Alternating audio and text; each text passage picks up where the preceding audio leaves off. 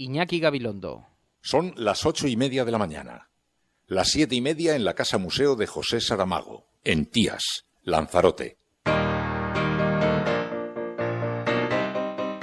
Buenos días, mundo. ¿Quieres un café?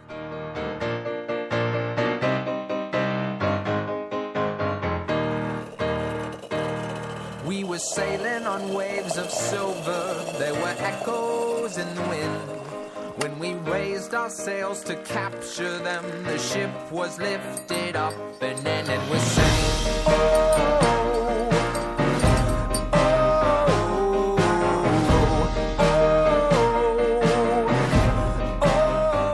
La cafetera de radiocable.com con Fernando Berlín.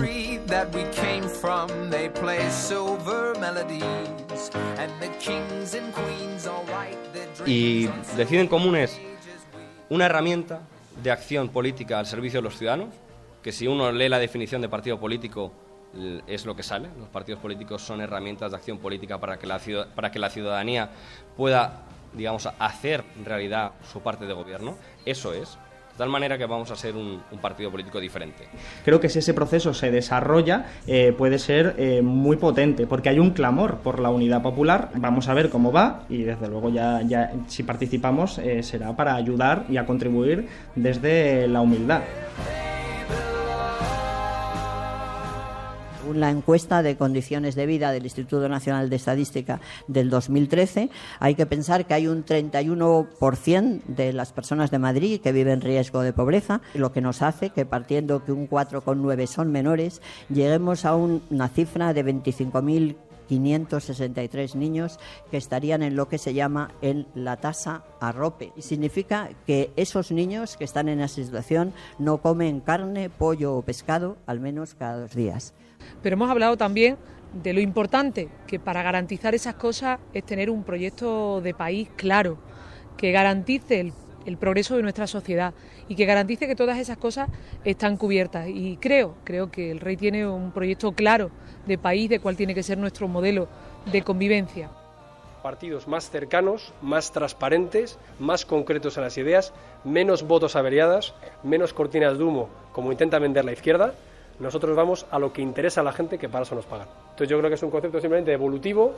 Hemos cambiado el logotipo para ser los mismos, pero con un plan de futuro, que es hablar de forma más cercana, de forma más sencilla y de forma más eficaz.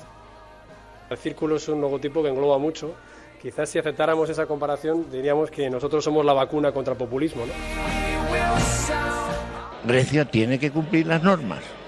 No puede ser que Grecia no actúe de acuerdo con las normas que se establecen en conjunto a los países. Es que si no va a cumplir las normas es mejor que esté fuera.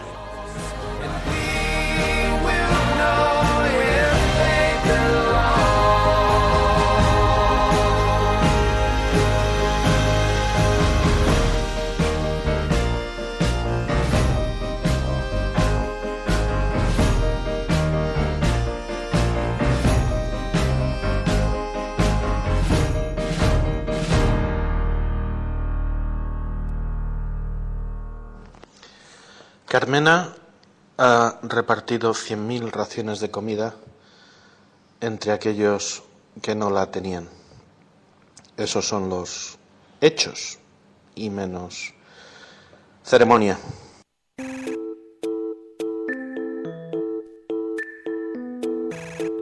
...627-002-002... el número de teléfono en cuyo WhatsApp podéis dejar vuestros mensajes de audio. Muy buenos días a todos, bienvenidos a La Cafetera, una mañana más, un viernes más, ya llegando al final de esta semana. Hoy es día 10 de julio del año 2015, hace un calor abrasador como nos tiene acostumbrados el verano. Tampoco es que nos sorprenda, las cosas en verano son así, en fin. Bueno, buenos días a todos. Saludamos en primer lugar a quienes escuchan este programa desde múltiples lugares en el mundo, a nuestros expatriados, aquellos que residen en otros lugares, pero que en cierta forma se sienten conectados con España. Algunos son españoles, pero hay otros que no. Hay otros que sienten una conexión especial con este país por evocaciones familiares, por las razones que sean. y a quienes enviamos un saludo muy especial. A todos aquellos que se incorporan en diferido. Y por supuesto a todos aquellos que se están incorporando en directo en este momento. A Hiku, Roberto Domínguez, El Risa, Liquidadores, Gemet. Dice que hoy viene a Mordor, que hoy viene a Madrid. Dice Mario, Carlos Benavides, Patricia Calvo, Uriel, tantos y tantos amigos que se están incorporando al programa. Y por supuesto aquellos que también lo hacen a través de las redes sociales, a través de Twitter, Diego Martínez, Cora, PSV, Mario Loto, Santi Cerrato, Ancho X, Hub Free Virginia, Dime Radio, Javier Sarabia. Dice, buenos días, mundo, saludos desde Cantabria.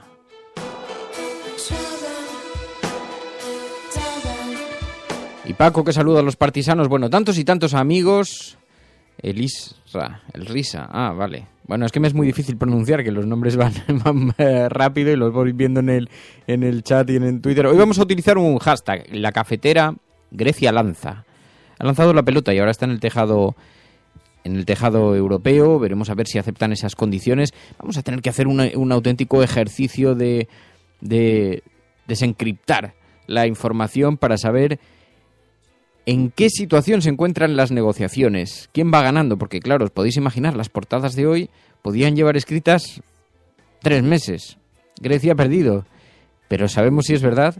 De hecho, probablemente llevaban bastante tiempo escritas. Sabemos si es verdad, Grecia ha perdido esta negociación. Así que para eso hoy lo que vamos a hacer es hablar con alguien, con un economista, Eduardo Garzón, que es economista de ATAC, como bien sabéis, y alguien que nos dé unas claves en realidad en qué términos, cuáles han sido las cesiones, tanto del gobierno griego, que algunas hay, como las cesiones de la Troika, que algunas hay. Así que intentar sacar de aquí alguna idea un poco precisa de qué es exactamente lo que está ocurriendo. Pero el caso es que la pelota ha sido lanzada. Así que el hashtag que vamos a utilizar es la cafetera Grecia lanza. Utilizadlo en Twitter para que podamos seguir la conversación de forma ordenada. Mientras tanto, estás escuchando La Cafetera. Si lo estás haciendo, eres la resistencia. No estás sola.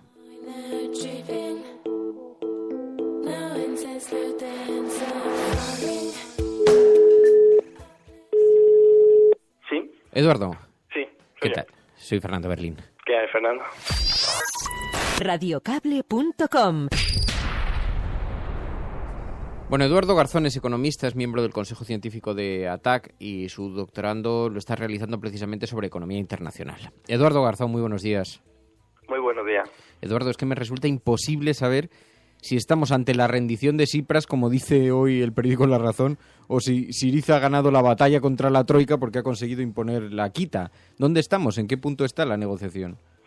Sí, mirando los medios de comunicación convencionales nunca vamos a estar seguros de qué está ocurriendo, porque vemos que hay un poco de problema a la hora de identificar o problemas o intereses hacia un determinado lado, ¿no? Porque lo que vemos es que cuando el gobierno de Syriza parece que va a aceptar las condiciones, se dice que son unos locos, unos salvajes, una gente que está empujando al país a la bancarrota, etcétera, etcétera.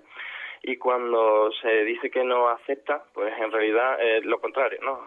Que están llevando a la gente a hacer un referéndum y que en realidad es un gobierno que no está siendo responsable, ¿no? Entonces vemos que sea cual sea la respuesta que parezca que va a dar el gobierno de Syriza, nos encontramos con que los medios siempre acaban atacando a este gobierno, ¿no? Sea cual sea su posición.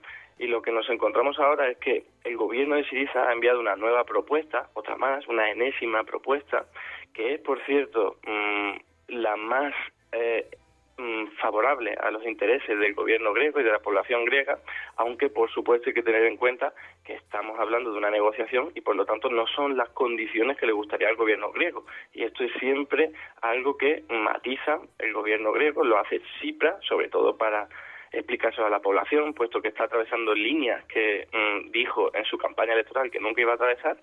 Y en este sentido lo que vemos es que hay una mayor probabilidad de que en el domingo, que es el día en el que se va a decidir si va a haber acuerdo o no, pues haya una posibilidad de aceptar este acuerdo, ¿no? Por parte de la Troika, que lo va a analizar durante estos días que quedan hasta el domingo, ¿no? Y por lo tanto es el día con que mayor probabilidad, es el momento que mayor probabilidad, desde enero llevamos con negociación y vemos que el domingo puede ser que se cumpla el acuerdo, pero como esto es una caja de sorpresa y aquí los intereses de cada uno de los dirigentes de la Troika, del Banco Central Europeo, de la Comisión, del FMI, siempre imperan, siempre cambian, pues no podemos estar seguros de que efectivamente haya un acuerdo el domingo. ¿Cuáles son las líneas rojas que el gobierno de Tsipras dice que no va a atravesar y que nos servirían como indicador para saber hasta qué punto ha quebrado su discurso o no? Sí, en los primeros meses, entre enero y marzo, ya quebrantó algunas líneas, ¿no? Como las de las privatizaciones, permitió que efectivamente no se paralizaran privatizaciones, como había llevado su campaña electoral, e incluso unas medidas de la reforma laboral, ¿no? Ahí sí vimos que el gobierno Syriza estuvo de acuerdo, o no le quedó más remedio que flexibilizar y realizar algunas reformas en el mercado laboral que lo que hacían era flexibilizar este mercado, ¿no? Pero las líneas rojas más fuertes, que son las que llevaron al gobierno a convocar el referéndum, eran básicamente que querían un acuerdo para reducir la carga de la deuda pública, que no lo querían consentir de ningún modo desde la Troika, fundamentalmente desde Alemania. Y luego otra línea roja ha sido la de no reducir las pensiones y, por último, no aumentar el IVA, ¿no? Y de estas tres líneas rojas parece que la que va a ser atravesada, ¿no?, según la propuesta que ha enviado Tsipras y Syriza a la Troika, es la del IVA, porque ha propuesto que efectivamente al final eliminen el tipo súper reducido, que era el que afectaba mínimamente a los productos básicos y también a una serie de servicios que se realizan en las islas griegas. Lo que ocurre es que también está condicionado, es decir, el gobierno dice que va a eliminarlo, pero de forma progresiva y solo para una serie de islas, ¿no? Sabemos que Grecia tiene muchísimas islas que tienen unas características particulares que siempre han tenido beneficios fiscales, bonificaciones fiscales por su situación geográfica, ¿no? Es difícil que allí lleguen los productos, las comunicaciones son más difíciles, etcétera, etcétera, y eso, hay algunas islas, las más remotas, se librarían de este aumento del IVA. Pero luego, cuando vemos al tema de las pensiones, ahí apenas ha habido ningún tipo de cambio. Lo único que ha ocurrido es que van a adelantar la edad de jubilación y van a congelar las pensiones hasta 2020, pero esto es algo que ya se sabía. Lo que ocurre es que el gobierno griego no va a recortar las pensiones, el suplemento que había para las pensiones bajas, al menos dice que no lo hará hasta el año 2018, lo cual eso ya es un avance. Y por último, hablamos de que ya sea la propuesta enviada no permite la ley de despidos colectivos que le había exigido la Troika, ¿no? Con lo cual parece que hay una serie de avances, pequeños avances, y luego retrocesos en otra serie de cuestiones como el IVA, que es algo que el gobierno griego decía que nunca iba a atravesar, pero ahora parece que lo va a consentir, ¿no? Va a ceder en este sentido. Así que vemos que hay una renuncia en torno al IVA. Pero ¿y la Troika? ¿Cuál es la gran cesión de la Troika donde se ha producido? Bueno, aquí, por supuesto, en la básica, que es que va a inyectar el triple de dinero que se exigía, que se ofrecía antes del referéndum, ¿no? Esto ha sido un gol que se podría considerar que ha metido el gobierno de Syriza, y el otro es que se compromete a hacer una reestructuración de la deuda en torno al 30% de la carga que existe hoy día, y esto es algo basado en el informe que, por cierto, envió el Fondo Monetario Internacional unos días después del referéndum, ¿no? Fue como algo que se envió, que ya estaba preparado, ya estaba elaborado, ya estaba detallado, pero no se publicó hasta después del referéndum, hasta después de la convocatoria, como una forma de aliviar las tensiones en esas negociaciones, ¿no? Y por lo menos aquí, en este sentido, sí vemos que el referéndum ha servido porque ha dotado de una mayor poder, de una mayor fuerza negociadora al gobierno de Syriza, pero lo que tampoco podemos pretender es que de esa manzana podrida que era el acuerdo salga otro tipo de fruta, sino que lo que ocurre es que ahora mismo hay una manzana menos podrida. Es decir, va a seguir habiendo austeridad,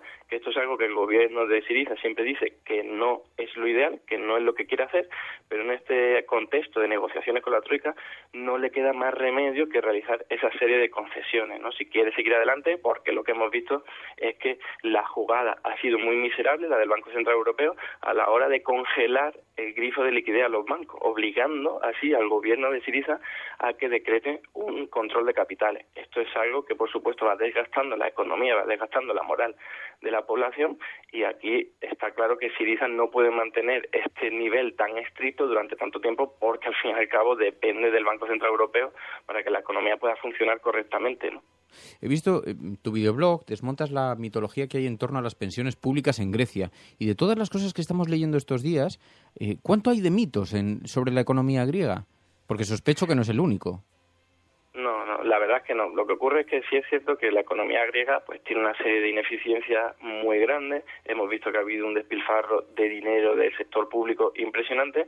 Lo que ocurre es que aquí lo que no se puede hacer es castigar a toda una población porque una serie de gobernantes, ¿no?, los del PP y PSOE correspondientes a Grecia, hayan hecho una mala gestión, que podemos incluso estimar que una cuarta parte de la deuda pública griega se debe solo al gasto militar, que es muy elevado, es de los más elevados de la OTAN, está muy por encima de la media europea, y eso es algo que sabemos que no se beneficia la mayoría de la población, ¿no? Y como este tipo de gastos, otros muchos gastos públicos que han sido se pueden considerar que han sido dentro de una trama de corrupción política en la que se han visto beneficiados unos pocos y no la mayoría de la población, y por lo tanto ahí sí que se puede decir por qué el pueblo griego tiene que pagar los desmanes, los desvaríos de una serie de gobernantes que son unos pocos al fin y al cabo, ¿no? Y luego con el tema de las pensiones lo que ocurre es que sí, efectivamente las pensiones públicas griegas tienen un carácter muy favorable hacia un tipo de profesiones, y lo que ocurre es que la edad de jubilación llegaba muy pronto, ¿no? Pero esto es algo que Syriza ya reconoció que no estaba bien, que no estaba acorde al resto de países europeos, y está dispuesto perfectamente. De hecho, si se aprueba el acuerdo, va a haber una reforma inmediata para aumentar la edad de la jubilación anticipada. Lo que ocurre es que también se nos dice que Grecia ha tenido un gasto público de pensiones muy elevado, muy superior a la media, y aquí en realidad es solo correcto parcialmente, porque solo está un poquito por encima de la media, en el año 2007, 2008. Lo que ocurre es que hoy día, como ese indicador, el gasto público en pensiones, en correspondencia con el PIB del país en cuestión, ese es el indicador que más se usa, y en Grecia lo que ha ocurrido es que al caer mucho el PIB, pues efectivamente este indicador ha subido, ¿no? Porque es el denominador lo que cae y el indicador aumenta considerablemente. Pero esto no es que hayan aumentado el gasto de pensiones, de hecho se ha reducido entre un 40% si consideramos un tipo de pensiones y todos los condicionantes que hay, ¿no? Y por eso digo que no es que hayan aumentado las pensiones, sino que el PIB de la economía griega ha caído en un 27%, y por lo tanto esto es un efecto estadístico que parece que al fin y al cabo las pensiones son mucho más elevadas que en el resto de la Unión Europea, ¿no? ¿Dirías entonces que el referéndum ha sido positivo finalmente? Sí, ha sido muy positivo para el pueblo griego, también para el poder negociador del gobierno Syriza frente a la Troika, porque al fin y al cabo, y también ha sido pues un éxito a la hora de contrarrestar esta oleada antidemocrática que está caracterizando últimamente a la Unión Europea, ¿no? Ha sido todo un ejemplo de democracia, permitirle al pueblo que decida sobre una cuestión crucial que iba a suponer una cuestión importante en su vida, ¿no? Al fin y al cabo estábamos hablando de congelar o recortar las pensiones, de aumentar el IVA, y ahí se ha permitido a la población que decida si quiere ese tipo de medidas o si no las quiere, ¿no? Y hemos visto que ha habido un rotundo no, con lo cual empodera a Alexis Tsipras y todo su equipo a ir a la Unión Europea y decir, oye, mi pueblo no quiere esto, por lo tanto vamos a volver a renegociar, a hacerme concesiones porque el pueblo no quiere esto. Y entonces en ese sentido sí hemos visto que el referéndum ha sido todo un éxito, ha sido muy favorable para la posición negociadora del gobierno de Syriza. Pues Eduardo Garzón, economista, te agradezco muchísimo, Eduardo, que hayas atendido esta llamada. Muy buenos días y muy buena suerte. Gracias a vosotros, igualmente. Radiocable.com. El mundo está patas arriba, sí. El mundo está patas arriba porque desalienta el trabajo, la creación, recompensa la especulación, recompensa el crimen. Es un mundo patas arriba. Y tenemos que pelear para ponerlo sobre sus pies.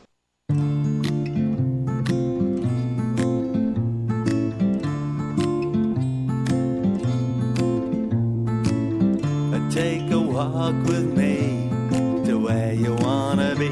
Take a walk in the park, but don't go after dark. What you wanna see, and where'd you wanna be? What you wanna know, and where'd you wanna go when you go?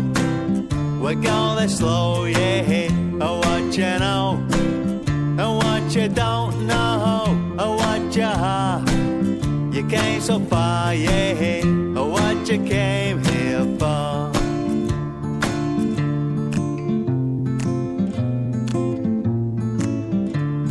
Fernando, quería aclarar que Grecia tiene las mejores condiciones de la Unión Europea, sino las mejores de las mejores, condiciones para pagar la deuda, tiene un tipo de interés muy, muy bajo. Lo que pasa es que aquí se ha hecho, en Grecia se han hecho muchas cosas mal, tanto con Nueva Democracia como con el PASOK, como con ahora con Syriza, que no se baja el gasto militar y tal, pero que realmente la deuda se puede pagar en mucho tiempo y si es verdad que a lo mejor alguna quita, pero la deuda se puede pagar, que es impagable, eso es mentira, o sea.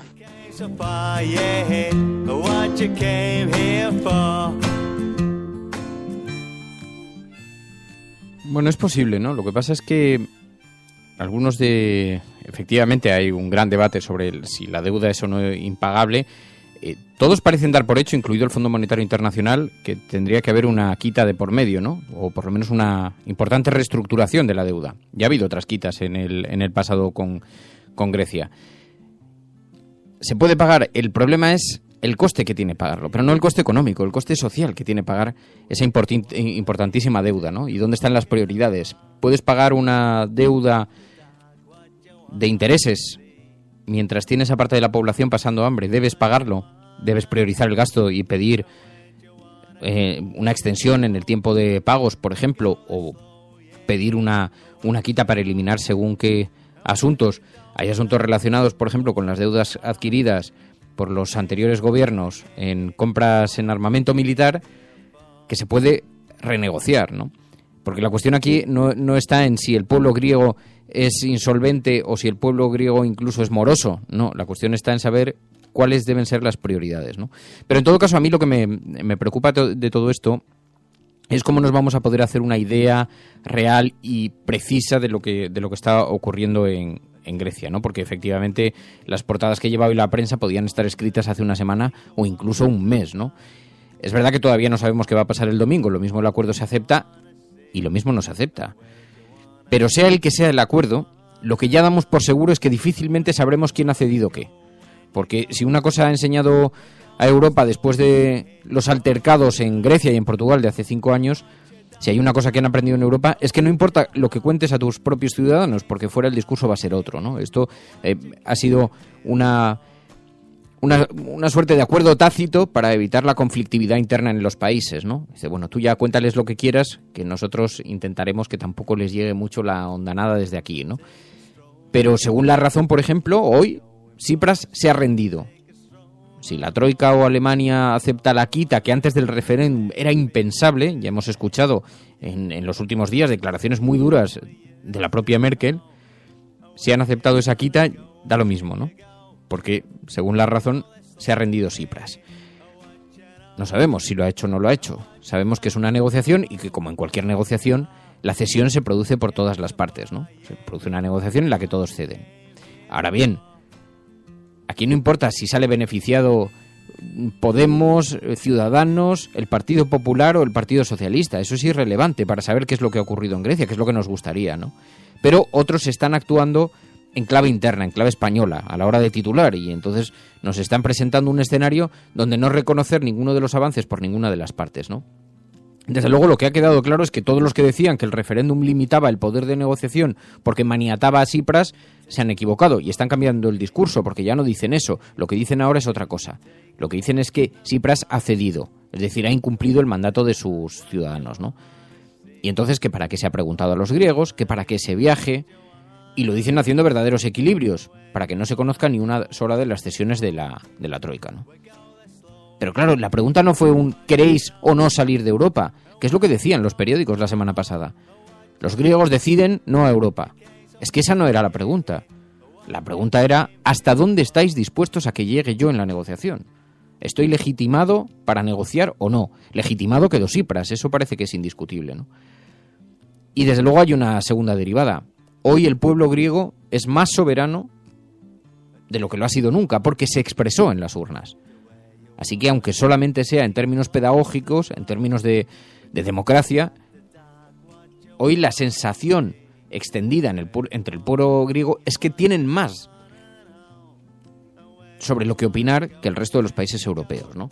Y por supuesto, yo sinceramente creo que además han dejado con las vergüenzas al aire a todos los que fueron antes a negociar, porque han dejado en ridículo a todos aquellos gobiernos que han estado actuando de espaldas a los ciudadanos. Y parece bastante evidente que Tsipras ha quedado muy reforzado internamente, ¿no? Y ojo, una cosa trascendental. Ha logrado cambiar a la opinión pública en Europa, incluso en Alemania. El hecho de que se acepte sobre el papel una quita, luego ya veremos a ver qué es lo que ocurre de aquí al domingo, ¿no? Porque en cualquier negociación todos se pueden levantar y romper la hoja. Pero que sobre el papel ya estén aceptando, ahí lo vemos en las portadas de los periódicos hoy, o incluso en las declaraciones del Fondo Monetario Internacional, que estén aceptando que puede ser necesaria una quita para salir de esta coyuntura, ya supone una enorme victoria en términos de opinión pública, y en términos de opinión pública europea, ¿no? Además es que no hay más que ver las portadas de hace una semana de los periódicos. Fijaos, La Razón. Europa niega tercer rescate a Grecia porque incumple el último pago al Fondo Monetario Internacional. A esta hora, Europa no ha negado eso. Han pasado 2 semanas, ¿eh? Esto es del día 1 de julio y estamos a día 10 de julio. A esta hora no ha sucedido. ¿Eso era verdad entonces? Grecia se precipita hacia el abismo de salir del euro tras el referéndum, decía el periódico El País, el 28 de junio. De momento no ha salido del euro. De momento. ¿Era verdad? Entonces, estás escuchando La Cafetera. Si lo estás haciendo, eres la resistencia. No estás sola. We go the slow, yeah, what you know, what you don't know, what you have. You came so far, yeah, what you came here for. Sobre los costes militares de Grecia, parece que no se acuerdan de que está en la frontera con Turquía, con la parte rusa de Europa, y que a todos estos países de la Unión Europea, que son tan buenos pagadores, no les interesa ni de lejos que haya una entrada de la parte rusa o la parte turca en Europa, y a eso se debe ese gasto militar. Ellos están en la frontera, ellos son los que de alguna forma protegen al resto de países europeos de ese peligro. Por tanto, ahí habría que reflexionar más sobre lo de la defensa.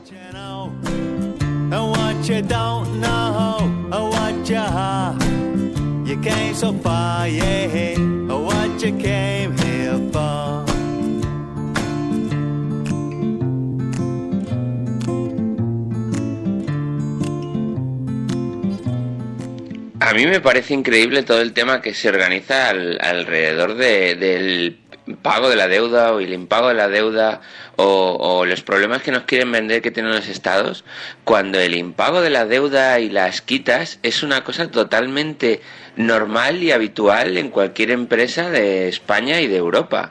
O sea, si un empresario no puede pagar unas deudas, cierra la empresa, liquida, adiós muy buenas y se monta una nueva. Y lo que yo no entiendo es cómo una empresa puede dejar de pagar a sus deudores y un país no puede hacerlo, sobre todo teniendo en cuenta que tiene que dar de comer a toda la gente que vive ahí.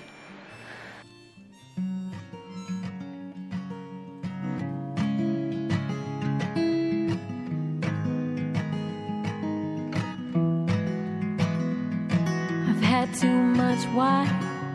Hola, soy Tamara Laura y quiero enviar un saludo a la cafetera de Radio Cable.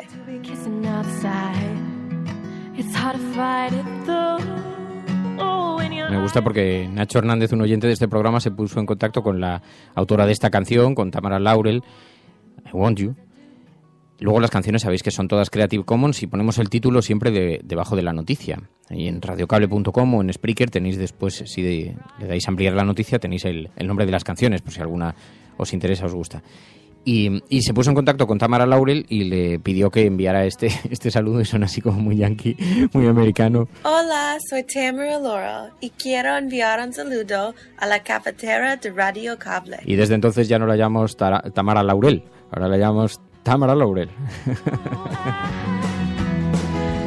Oye, si es un nombre, es un nombre. Tampoco vamos a venir aquí a cambiárselo. Bueno, vamos a repasar las portadas de los periódicos y vemos a ver cómo los enfoques de algunos de los medios, ¿no? El periódico El País dice: si no actuamos rápido, la zona euro dejará de existir en 10 años. Claro, muchos han visto, es una entrevista que lleva el periódico El País con el ministro francés de Economía, con Emmanuel Macron, y dice, claro, muchos han visto un alto riesgo en la situación griega, y no tanto por Grecia, por lo que pueda suponer para la economía europea o la economía mundial, por los impagos que pueda producir, etcétera, etcétera, sino porque además es verdad que Europa se la juega con esto.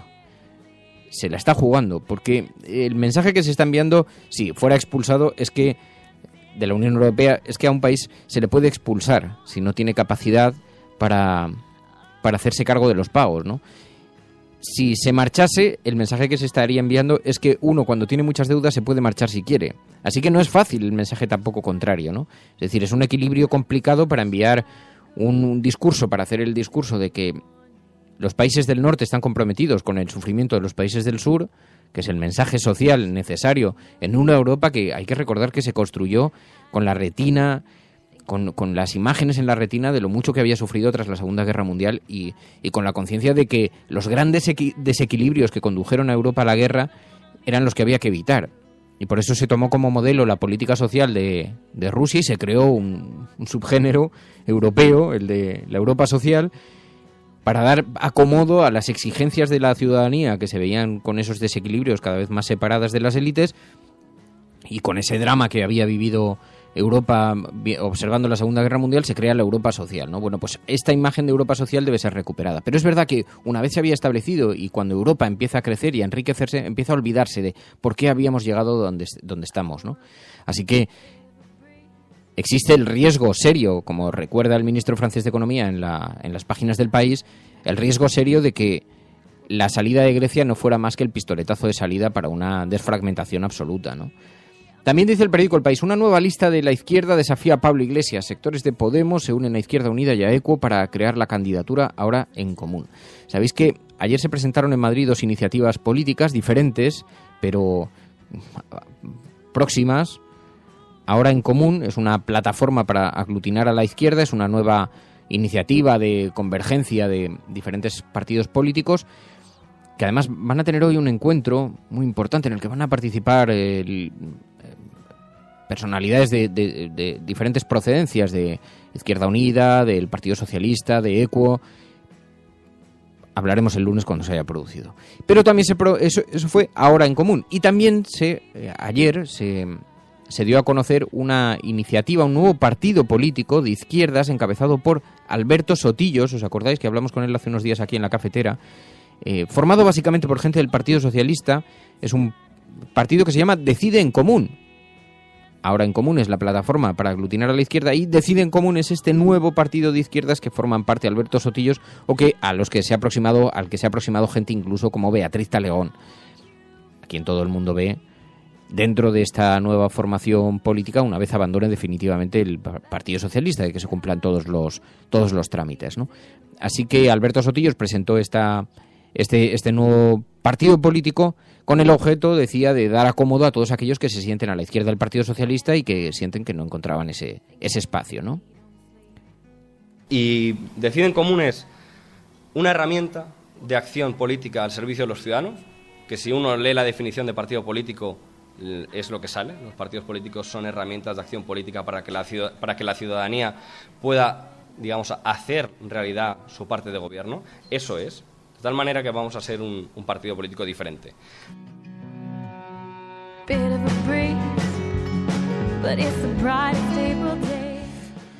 Y mientras tanto, mientras nuevas opciones políticas se van conformando a la izquierda, hay quien ve en esto un gran riesgo porque fragmenta a la izquierda. Hay quien ve además que esta nueva lista desafiante al partido de Pablo Iglesias pues pueda suponer todavía más. Hoy, de hecho, el editorial del periódico El País se llama La izquierda partida, ¿no?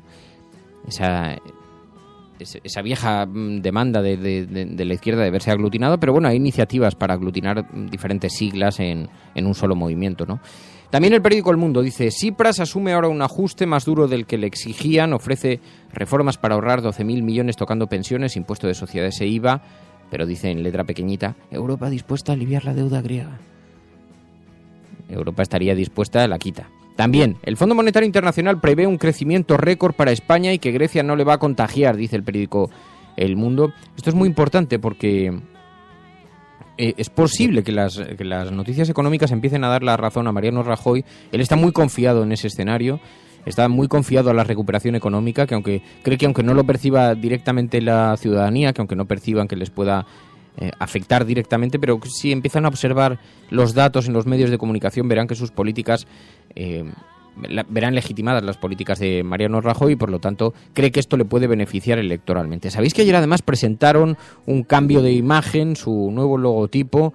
Lo presentó Pablo Casado y lo explicó de esta manera. Partidos más cercanos, más transparentes, más concretos en las ideas, menos votos averiadas, menos cortinas de humo como intenta vender la izquierda. Nosotros vamos a lo que interesa a la gente, que para eso nos pagan. Entonces yo creo que es un concepto simplemente evolutivo. Hemos cambiado el logotipo para ser los mismos, pero con un plan de futuro, que es hablar de forma más cercana, de forma más sencilla y de forma más eficaz. El círculo es un logotipo que engloba mucho. Quizás si aceptáramos esa comparación diríamos que nosotros somos la vacuna contra el populismo, ¿no? Pablo Casado ahí presentando el nuevo logo del Partido Popular. Si toda la regeneración pasa solamente por cambiar el logotipo, no sé, ellos iban muy bien encaminados, pero sobre todo lo presentó entre descalificaciones, ¿no? Como corresponde al Partido Popular, empezar una nueva etapa descalificando al contrario. Muy apropiado. No sé, no parece.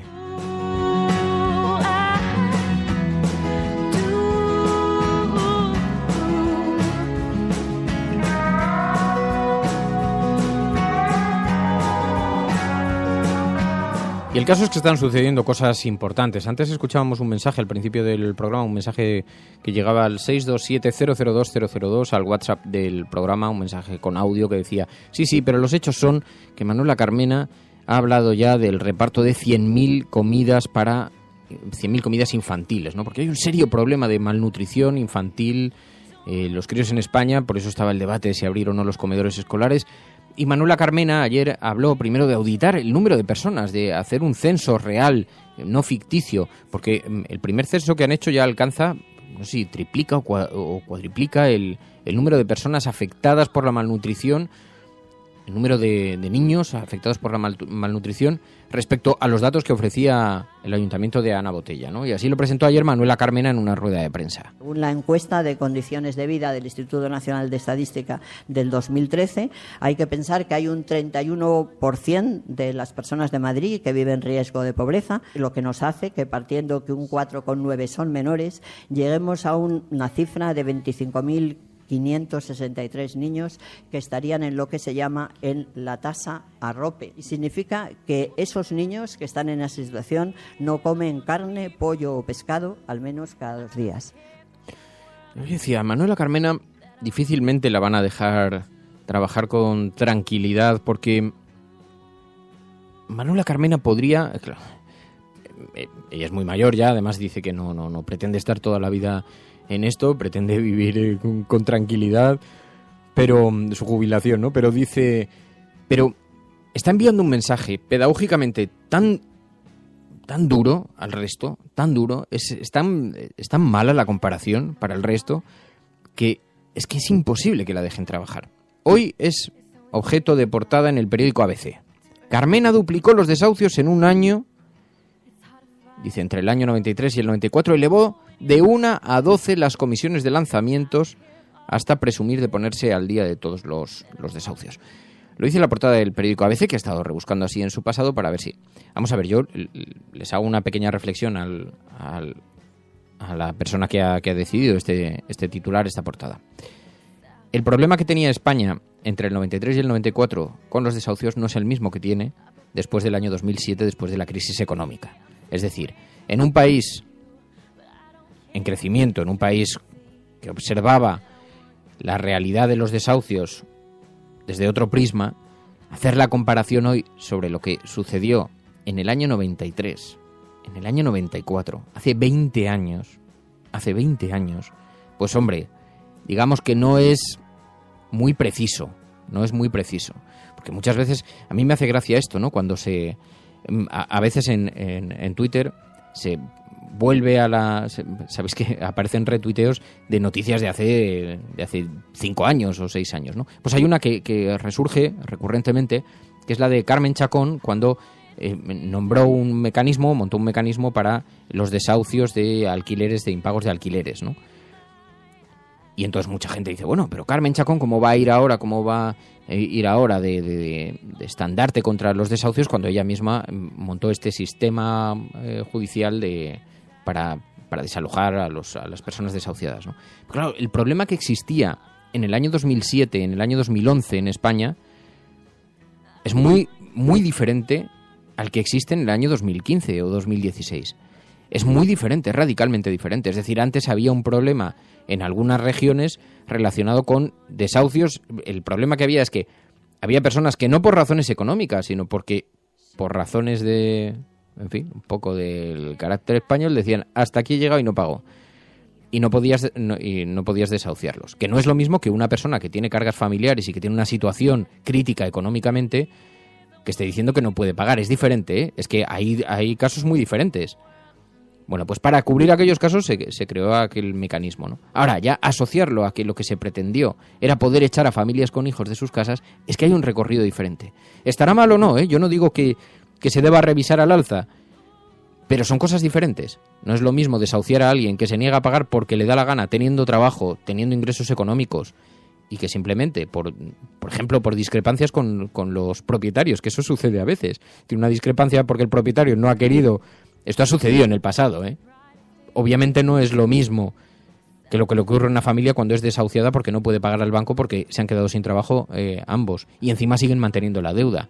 Es que hay una gran diferencia entre una cosa y la otra, ¿no? Porque es que esto sí está sucediendo ahora mismo. Hay gente que no pueda pagar, que no puede hacerlo, pero estamos en escenarios completamente diferentes. Pero como aquí, a conveniencia, se mezcla todo en los periódicos, por lo tanto, no es muy acertada, sinceramente, esa portada del periódico ABC sobre lo que ocurrió en el año 1994-1993, ¿no?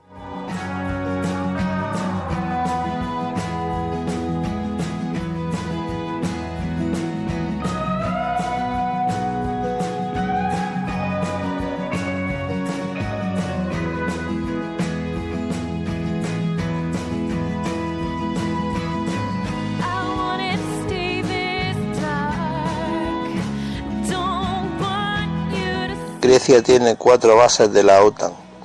Si la echan de la Unión Europea, pueden decir, pues también nos salimos de la OTAN. ¿Va a permitir eso Estados Unidos? Grecia no va a salir de la Unión Europea en la vida. Este es uno de los grandes debates, ¿no? ¿Cuánto pesa en la negociación la posición geopolítica de Grecia, la geoestrategia, ¿no? Y cuánto ha pesado en las presiones que han estado ejerciendo desde Estados Unidos en la última semana, ¿no? Alguien me decía, alguien del gobierno, muy alto cargo, muy alto cargo de gobiernos anteriores, me decía, ya, pero es que Grecia nunca ha tenido una posición, nunca se ha hablado de su posición geopolítica con este interés, ya, pero es que no había sucedido la crisis con Rusia, entre otras cosas. Y luego además está el compromiso de los Estados Unidos con sus aliados de la OTAN, que tiene algún compromiso, ¿eh? Así que no es tan sencillo y desde luego veríamos a ver cómo se reequilibran las cosas, ¿no? Pero en todo caso, efectivamente, eso es uno de los asuntos que parece que están pesando ahora mismo.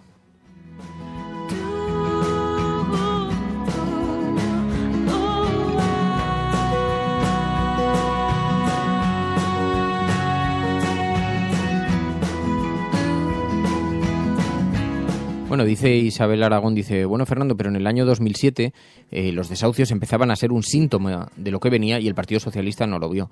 Y tienes razón, y no solamente eso. La prueba está en que las plataformas de afectados por la hipoteca sí lo vieron. Así que es verdad que había indicios suficientes para saber que algo estaba empezando a ocurrir y que detrás de todo aquello había un enorme drama humano, ¿no? Y la prueba está en que lo vieron y que otros sí actuaron, ¿no? Y que no dieron la espalda y que además lo reivindicaron públicamente y pusieron en cuestión su propia seguridad, ayudando a las personas para que no fueran desahuciadas, ¿no? Pero digamos que el grueso del problema es posterior, es algo posterior, ¿no? Y que se enfatizó con la dureza de la crisis, ¿no? Cuando la crisis empezó a ser muy seria.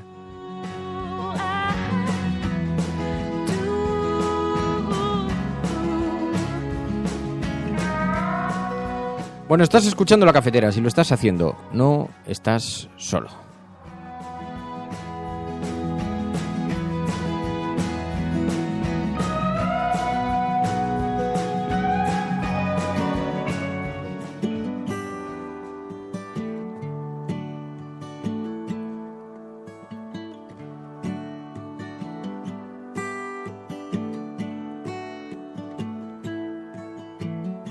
Y antes de que nos vayamos, había pedido que, la semana pasada, nos enviaseis también sonidos, los sonidos de aquellos sonidos que os envuelven, que os rodean. Se han recibido muchísimos a través de nuestro WhatsApp. Así supimos, por ejemplo, que escuchéis La Cafetera caminando por el campo, junto a algunos arroyos, en bibliotecas públicas en Estados Unidos, en algún acantilado. Son muchos los sonidos que se han recibido. Me gustaría hacer un buen montaje, pero sinceramente es que no doy abasto. Es que es una cuestión de no dar abasto. Y si me hubiera alegrado por la cascada de postales que están llegando al buzón de correos, pues entonces otro gallo cantaría. Pero claro, sin motivación. No, el caso es que tengo que sentarme para hacer un buen montaje, porque de verdad es fascinante hacer un recorrido planetario a través de los sonidos de nuestros oyentes, a través de los sonidos que recogen nuestros oyentes, pero me vais a permitir una pequeña muestra, porque hay muchos, muchísimos. Bibliotecas públicas, centros de trabajo.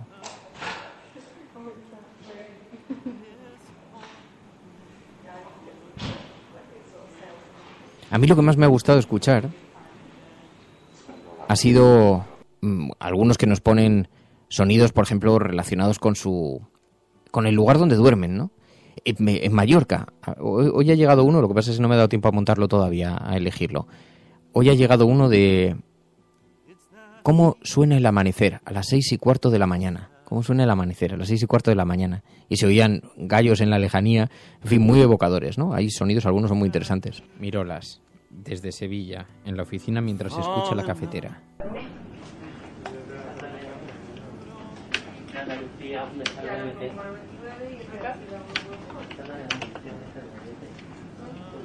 Mirolas desde Sevilla escuchando La Cafetera en la oficina. Me gusta porque además te traslado un poquito al lugar, ¿no?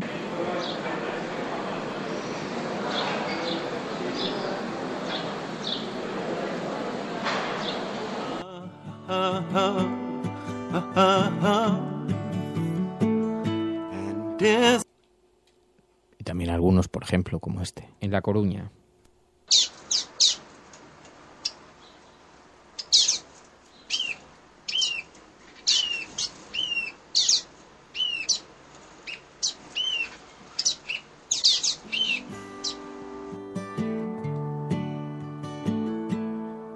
Y ahí me imagino yo a nuestros oyentes en diferentes lugares del mundo escuchando la Cafetera. Pero, insisto, muchos.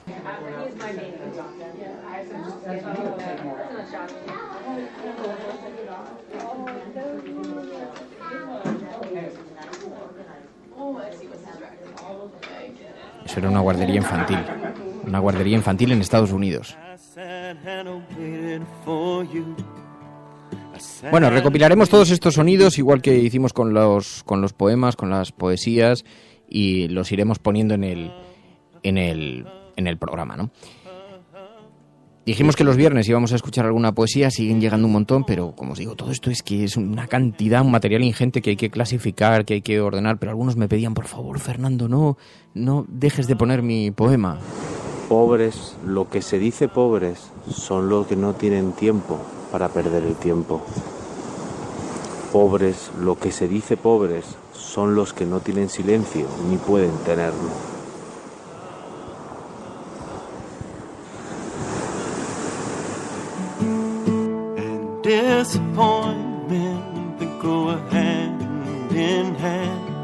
Es una casa tan grande la ausencia que pasarás en ella a través de los muros y colgarás los cuadros en el aire.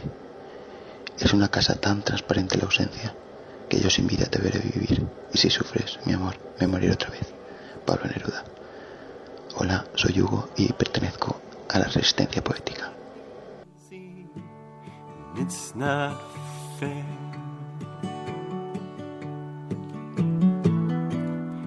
Me extravío en mis viajes inmóviles, a veces vértigo, a veces esquivo, a veces voces, a veces más de 2 y de 100 en vertical escupiendo reproches, a veces el silencio me felicita tras el letargo de algunas largas noches. Conservo aún lagunas que se ocultan del tiempo, o que se dejaron llevar ligeras, seducidas por el oscuro viento. Conservo aún algunas, pasajeras de mis cuentos, algunas ideas, algunos olores, algunos encuentros.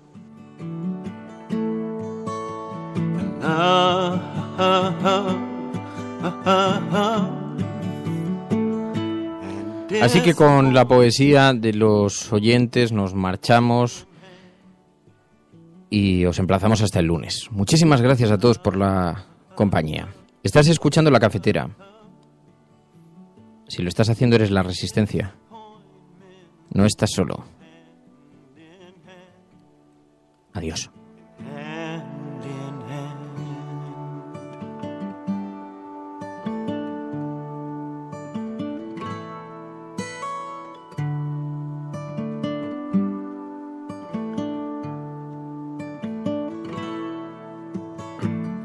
We stayed out much too late last night, and I felt worse when I got home than when I left.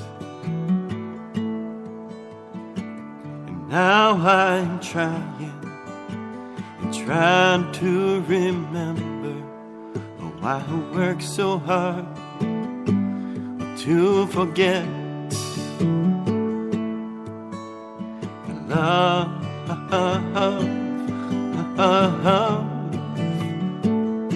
and disappointment that go hand in hand. Love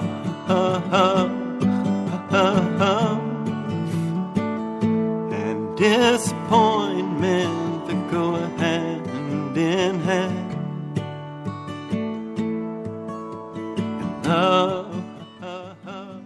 Hola, soy Hugo Tobío. Me siguen faltando datos sobre Grecia. ¿Cuánto se ha pagado ya en intereses? Y sobre todo, si la UE es tan solidaria, ¿por qué no logró Grecia un crédito al 0% como Blesa o Rato? Si hay intereses, es un negocio. Y ya vale de cuentos.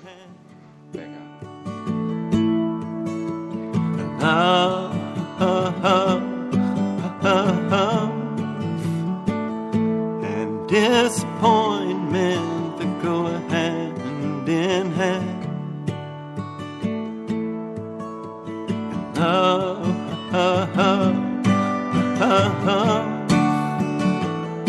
and disappointment that go hand in hand. And hand in hand.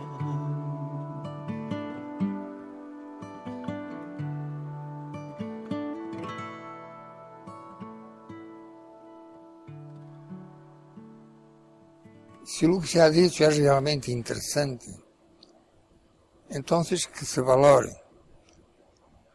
no como uma espécie de palavra de Deus, pero sencillamente como uma palavra de um ser humano preocupado com o ser humano.